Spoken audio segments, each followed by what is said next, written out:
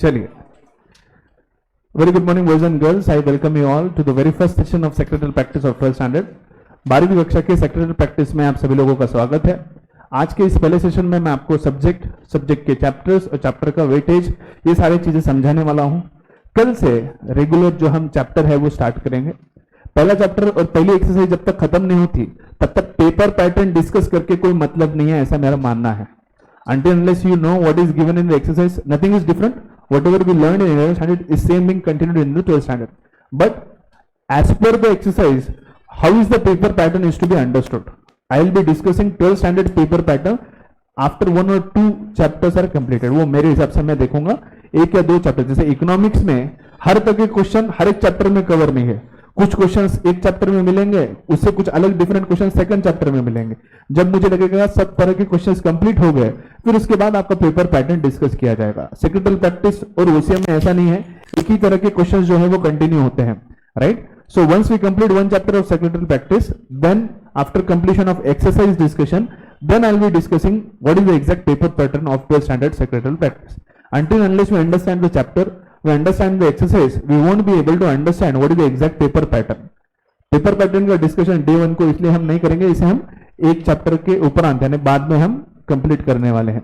अभी के लिए आज के डेट में हम ये समझेंगे कि एग्जैक्टली सेक्रेटरी प्रैक्टिस के 12th स्टैंडर्ड में हमें सीखना क्या है, पढ़ना क्या है, और एग्जैक्टली इसका पेपर पैटर्न और इसके मार्क वेटेज किस हिसाब से दिए गए हैं, राइट। आप सभी लोगों को मैंने इंडेक्स बनाने के लिए कहा है, जहाँ पे सीरियल नंबर 1 में आपने सीरियल नंबर लिखा है, serial number 2 you written the name of the chapter, serial number 3 is the marks, serial number 3 is marks, and serial number 4 is marks with option. अभी ओके, राइट। देखिए, secretary practice की subject में आपको 12 chapters पढ़ने हैं। 12 chapter में से 3 chapter pure correspondence के चैप्टर है, जो लेटर राइटिंग के बेस्ड है। लेटर जो हम फ्रेंडी को लिखते हैं, जो हमारा भाले लिखता है कटरीना को, कबूतर जा जा जा कबूतर जा जा जा, पहले प्यार की पहली चिट्ठी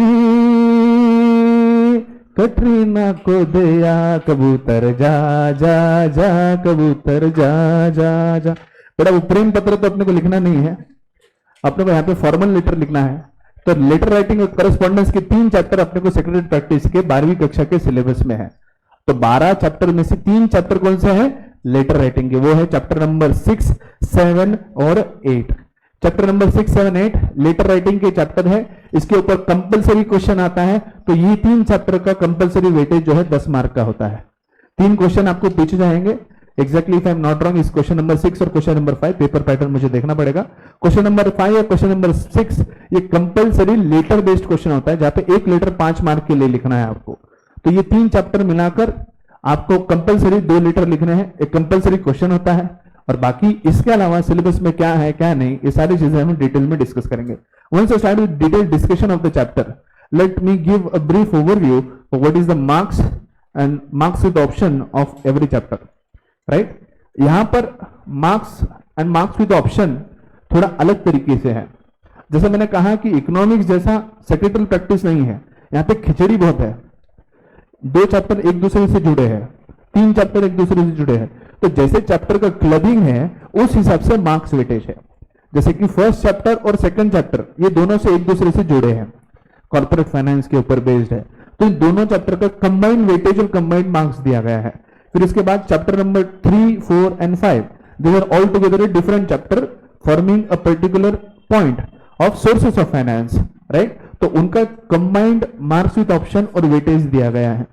3 करस्पॉन्डेंस के चैप्टर लेटर के चैप्टर है, जो तीनों अपने आप में अलग है, तो उन लोगों का वेटेज जो है अलग से दिया गया है। तो इस हिसाब से सारा बाइफर्केशन दिया है। जैसे इकोनॉमिक्स में हर एक चैप्टर का अपना इंडिविजुअल मार्क्स और इंडिविजुअल वेटेज है, वैसे सेक्रेटरी प्रैक्टिस में इंडिविजुअल मार्क्स और इंडिविजुअल वेटेज नहीं है। तो 2 चैप्टर का कंबाइंड वेटेज दिया गया है, तो यहाँ पे प्रिपरेशन थोड़ी ज्यादा करनी पड़ेगी। आप दोनों में से एक चैप्टर करोगे, दूसरा चैप्टर छोड़ दोगे, दूसरे चैप्टर में सारे क्वेश्चन आ गए तो मौज कर दी बेटा, फिर और क्या फाइनल एग्जाम में, राइट। उस हिसाब से सिचुएशन ना हो, इसीलिए हमें ठीक तरह से सारी प्रिपरेशन 100% करने होगी। चलो write down, chapter number 1, chapter number 2, इन दोनों को टैग करो लाइन से। इन दोनों का कंबाइंड वेटेज बता रहा हूं मैं। I am giving you combined weightage of chapter number 1 and chapter number 2। हम साइंस का इस्तेमाल करते हैं, तो इस सबके साइन इस्तेमाल करें चैप्टर नंबर 1 चैप्टर नंबर 2 के लिए। उसके आगे लिखिए मार्क्स 17, कितने मार्क के लिए बेटा ये 17 मार्क्स के लिए आता है। Marks with option 25। Now understand, this is not weightage of individual chapter. Now this is a weightage of both the chapter, chapter number 1 and chapter number 2. chapter number 1 और chapter number 2 को मिलाकर marks with option, पूरे paper कितने mark का पूछा जा सकता है 25 मार्क का। इसमें से कितना लिखना है आपने को 17 मार्क्स का कंपलसरी पेपर आपको चैप्टर नंबर 1 और चैप्टर नंबर 2 पे रहेगा। Have you written? यस और नो? फिर इसके बाद है चैप्टर नंबर 3, 4 एंड 5, इनका क्लबिंग करिए। Chapter number 3, 4 and 5, chapter number 3, 4, 5, chapter number 3, 4, 5, 3, 4, 5 का सेम है, क्लबिंग है। अभी 3 चैप्टर सोर्सेस, पहला चैप्टर कॉर्पोरेट फाइनेंस का इंट्रोडक्शन देता है, सेकंड चैप्टर आपको सोर्सेस ऑफ कॉर्पोरेट फाइनेंस का इंट्रोडक्शन देता है, फिर chapter number 3, 4, 5 specifically sources of finance के बारे में बात करता है। तो 3 चैप्टर अलग इसलिए दिए गए हैं। सेक्रेटल प्रैक्टिस 11th स्टैंडर्ड में और 12th स्टैंडर्ड में एग्जैक्टली डिफरेंस क्या है मैं आपको ये लेटर ऑन डिस्कशन होने के बाद समझाऊंगा। Chapter number 3, 4 and 5 combinedly have marks of 24 and marks with option is 35, यानी लगभग 50% पेपर इन 3 चैप्टर के ऊपर आता है। तो सबसे इंपॉर्टेंट चैप्टर आपको सेक्रेटल प्रैक्टिस में क्या है मुझे अलग से बताने की जरूरत नहीं है। पहले 2 और पीछे की 3, 5 का अगर टैली करे तो 25 plus 35 is already 60 marks of your paper, is already 60 marks of your paper. Yes और नो?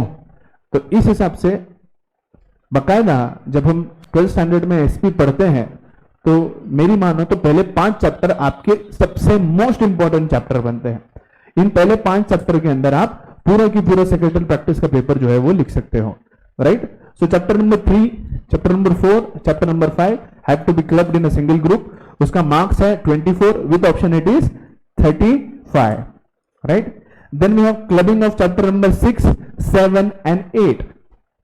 चैप्टर नंबर 6, 7 एंड 8 ये है बेटा मेरे लेटर के चैप्टर।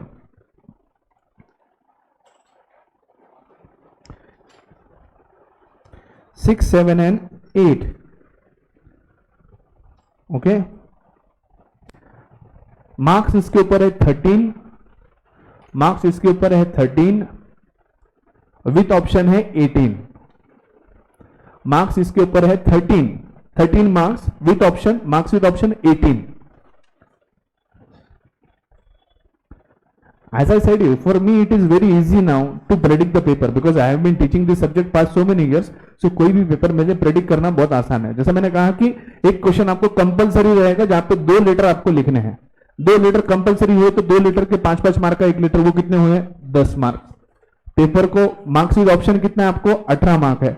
18 मार्क्स में से मार्क्स विद ऑप्शन में यानी 3 लेटर देंगे, 3 लेटर में से कोई भी 2 लेटर दिखना है तो 3 लेटर के 5-5 मार्क के हिसाब से कितने हुए 15 मार्क्स। और इसमें वेटेज कितना दिया है विद और 18 मार्क्स। सो सर बचे हुए 3 मार्क्स का क्या आएगा ऑब्जेक्टिव, एक आधा ऑब्जेक्टिव आएगा, डेफिनेशन आएगा, ऐसा कुछ आएगा। तो इसीलिए मैं हमेशा क्या कहता हूं करस्पॉन्डेंस वाले चैप्टर में लेटर करो और लेटर के साथ ऑब्जेक्टिव करो, क्योंकि बाकी कोई क्वेश्चन को पूछने की वहां पर गुंजाइश नहीं होती। This is how understand the paper pattern. Exactly जैसे हम आगे चलेंगे, आज नहीं, आज मैं कुछ भी नहीं बताता। आप मुझे 100 बार भी पूछोगे तो मैं कुछ नहीं बोलूंगा, लेकिन जिस दिन फर्स्ट राउंड होगा एग्जैक्टली मैं आपको बताऊंगा किस चैप्टर का कौन सा क्वेश्चन कौन से क्वेश्चन नंबर में आएगा, ये डिटेल आपको बता दूंगा। अभी ये साल तो एग्जाम हुई नहीं, लास्ट बैच में विथ ऑप्शन 148 मार्क का पेपर पैटर्न था तब, पुरानी वाली फर्स्ट वाली बैच में। उस 148 मार्क्स में से 120 का पेपर मैंने एज इट इज जो दिया था वो एज इट इज आया। आपके बैच में भी जितना ऑप्शन के साथ है मेरे हिसाब से 116 ही है नए पैटर्न के हिसाब से। आई एश्योर यू जो कुछ भी चीजें जो क्वेश्चंस मैं आपको बोलूंगा फाइनल एग्जाम में लगभग 100 मार्क का पेपर आपको एज इट इज आना है, क्योंकि बोर्ड की सबसे इजी बात यह है कि यहाँ पे पेपर पैटर्न सब चीजें डिफाइन होती है।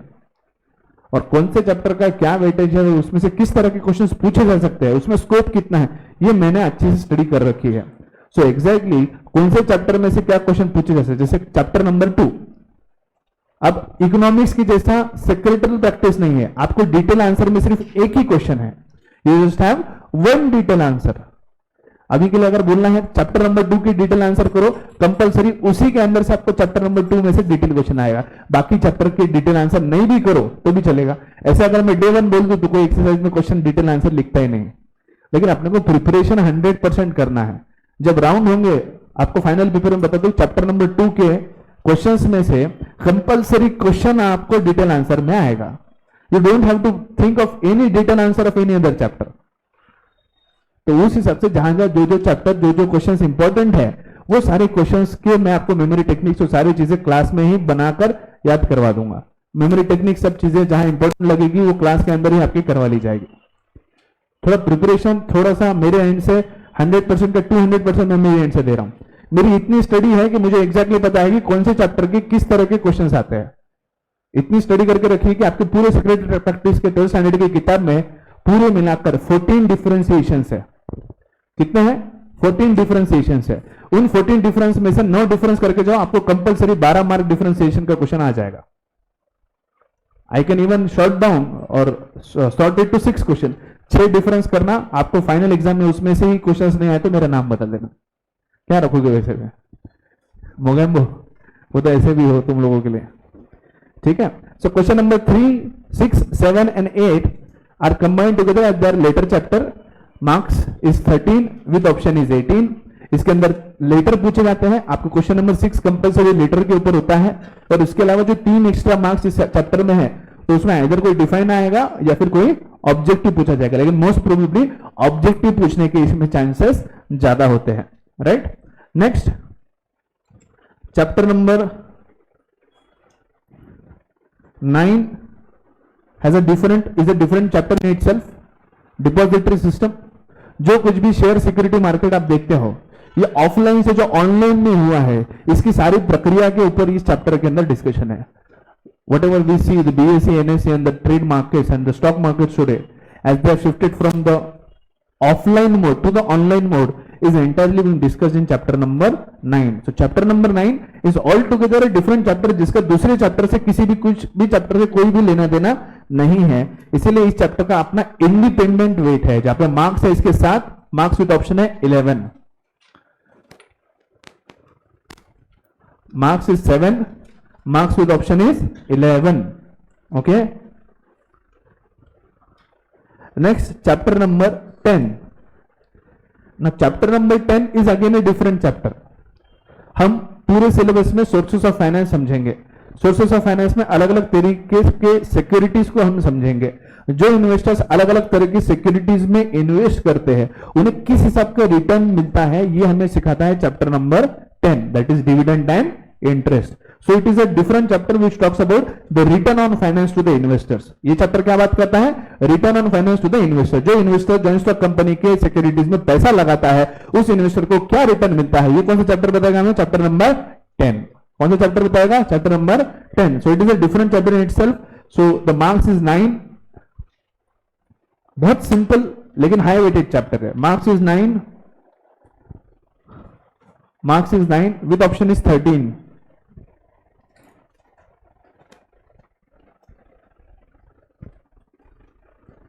Right, last and final chapter number 11 and chapter number 12। Chapter number 11 and chapter number 12। Chapter number 11 और चैप्टर नंबर 12, ये दोनों चैप्टर अलग तरह के चैप्टर जो हमारे यहां पे मनी मार्केट और कैपिटल मार्केट को समझाते हैं।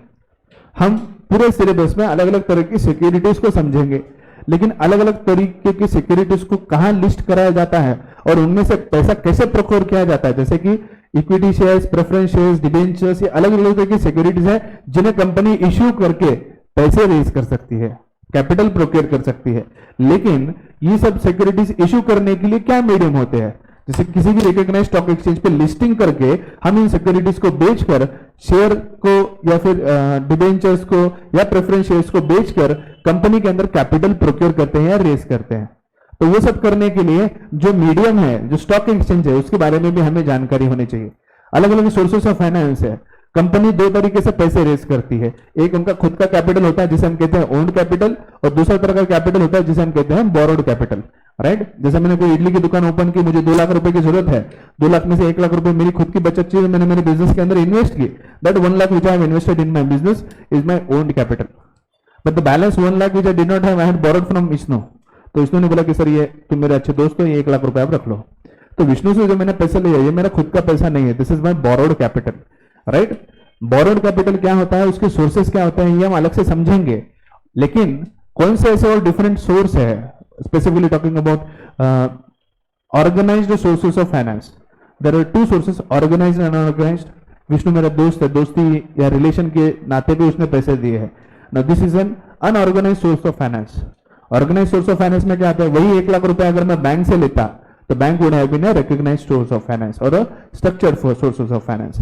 सो ऐसे कौन से सोर्सेस हैं जहां से जो हम जितने तरह के फाइनेंसेस देखेंगे सेक्रेटरी प्रैक्टिस में, उन्हें कौन से सोर्सेस से प्रोक्योर किया जा सकता है, ये सारी चीजें हमें सिखाएगा चैप्टर नंबर 11, चैप्टर नंबर 12। तो chapter number 11 and chapter number 12 is a combined study, इसीलिए इन दोनों चैप्टर का कंबाइंड वेटेज है। दोनों चैप्टर को मिलाकर marks is 10 and with option is 14। Total करो तो मार्क्स विद ऑप्शन का 10 and 14, marks with option, yes,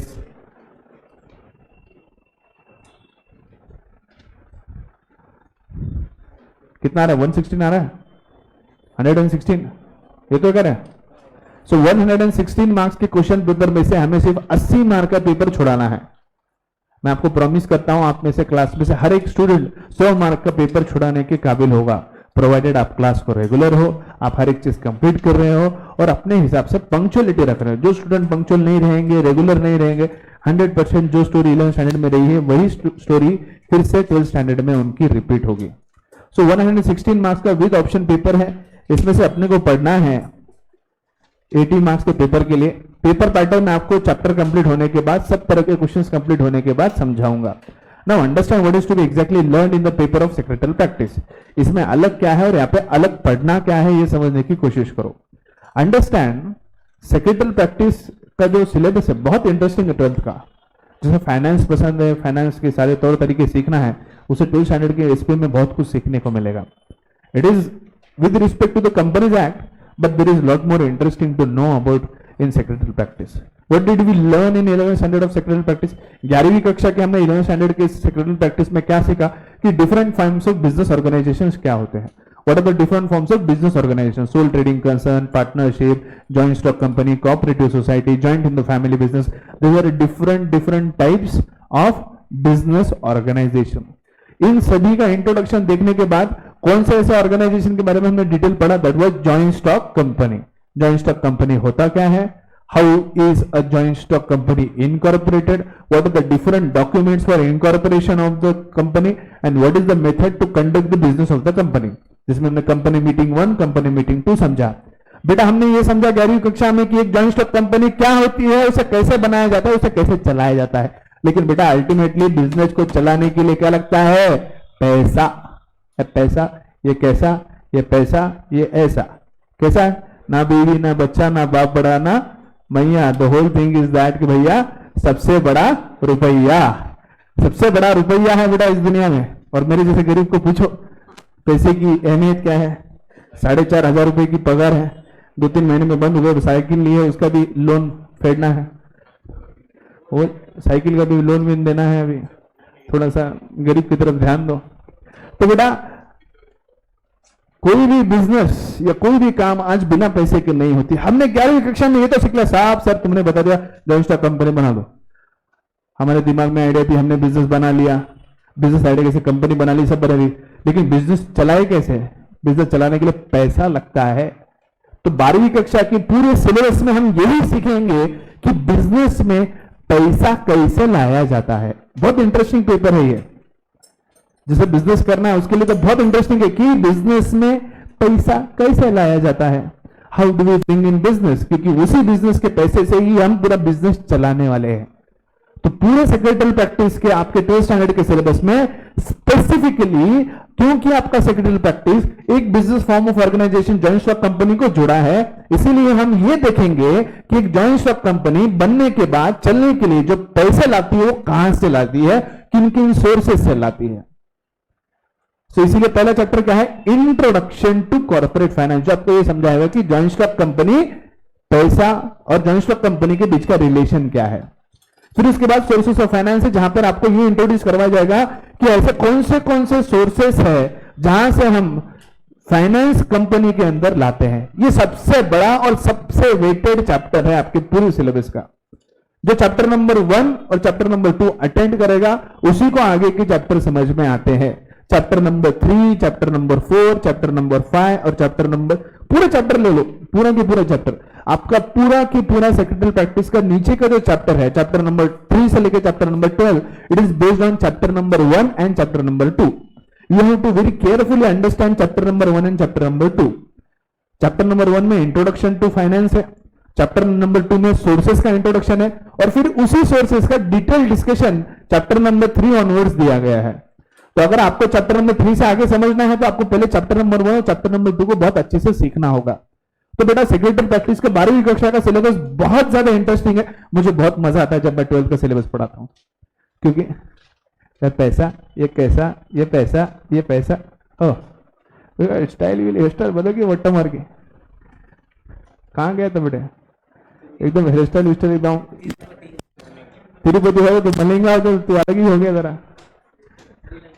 Sri Lanka कह रहे स्मार्ट बॉय। तो 12th स्टैंडर्ड की सेक्रेटरी प्रैक्टिस में हम ये सीखेंगे कि फाइनेंस किस तरह से बिजनेस में लाया जाता है। बिजनेस में 2 चीजें आपको सिखाई जाएगी 12वीं कक्षा में, कि बिजनेस में पैसा कैसे लाया जाता है और लाने के बाद बिजनेस में लाया गया पैसा किस हिसाब से इस्तेमाल किया जाता है। बिजनेस में पैसा लाए और पॉलिटे करेंगे तो फिर होगा बेटा, बिजनेस तो हो गया। जो बिजनेस में पैसा लाया जाता है उसे ठीक तरह से इस्तेमाल भी करना आना चाहिए आपको। See the entire corporate finance runs on 2 principles. One is financial decision, another is investment decision. पूरा की पूरा फाइनेंस 2 चीजों के ऊपर बेस्ड है। एक क्या है, फाइनेंसिंग डिसीजन, दूसरा है इन्वेस्टमेंट डिसीजन। किसके ऊपर है बोलो मेरे पीछे, फाइनेंसिंग डिसीजन और इन्वेस्टमेंट डिसीजन। कौन से 2 चीजों के ऊपर फाइनेंस है पूरा, financing decision and investment decision. Financing decision के अंदर हम ये सीखेंगे कि किस हिसाब से अलग अलग सोर्सेस से बिजनेस में पैसा लाया जाता है। So financing decision talks about procuring of finance. How do we procure the finance in the business or money or capital in the business from the different sources? On the other hand, the investment decision talks about whatever finance we have procured. जो भी finance हमने business में लाया है इसका investment या इस्तेमाल किस हिसाब से किया जाता है, सिर्फ इसका इंट्रोडक्शन है। इन्वेस्टमेंट डिसीजन का आपको 12th स्टैंडर्ड में सिर्फ इंट्रोडक्शन है, बाकी सिलेबस में इन्वेस्टमेंट डिसीजन के ऊपर कोई भी चैप्टर नहीं है। कॉर्पोरेट फाइनेंस में 2 चीजें मेन है, एक इन्वेस्टमेंट डिसीजन, एक है फाइनेंस डिसीजन। फाइनेंसिंग डिसीजन आपको यह बताएगा कि बिजनेस में पैसा कैसे लाया जाता है। इन्वेस्टमेंट डिसीजन ये सिखाता है इसको पैसे को कैसा हम इस्तेमाल करते हैं, पैसे को किसी हिसाब से इस्तेमाल करते हैं। इन्वेस्टमेंट डिसीजन इसका कोई भी चैप्टर आपको 12th स्टैंडर्ड सेक्रेटरी प्रैक्टिस में नहीं है। जो स्टूडेंट सीए वगैरह कर रहे हैं उनको हायर लेवल पर, इंटरमीडिएट और लेवल पर, फाइनल लेवल पर वो सिखाया जाएगा कि फाइनेंसिंग डिसीजन के बाद इन्वेस्टमेंट डिसीजन किस हिसाब से लिए जाते हैं, राइट। ऑन द कॉन्ट्ररी आपका पूरा 11th स्टैंडर्ड का syllabus is based on the first part of the decision, that is financing decision. वो भी सीख लो तो बहुत बड़ी बात है। बिजनेस में पैसा कैसे और किस सोर्सेस से लाना है ये भी सीख लो, ये तो आगे चल के खुद का बिजनेस करोगे तो बहुत सी चीजें आपको समझने करने में आसान होगी। मेरे पास स्टूडेंट को हम स्किलफुली और कंसेप्चुअली क्लियर रखना चाहते हैं। रट्टा रट्टी का, भूकंप पट्टी का काम अपने पास नहीं करेंगे। जिस हिसाब से हम कंसेप्चुअली चीजें समझते और पढ़ते आए हैं उसी हिसाब से पढ़ेंगे और 100% ये साल ट्रिप लेके जाएंगे यानी जाएंगे।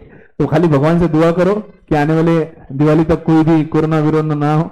अगर कोरोना विरोना ना हुआ तो पक्का हम दिवाली के वेकेशंस के पहले या बाद में जरूर छोटी सी वेकेशन या ट्रिप जरूर करेंगे।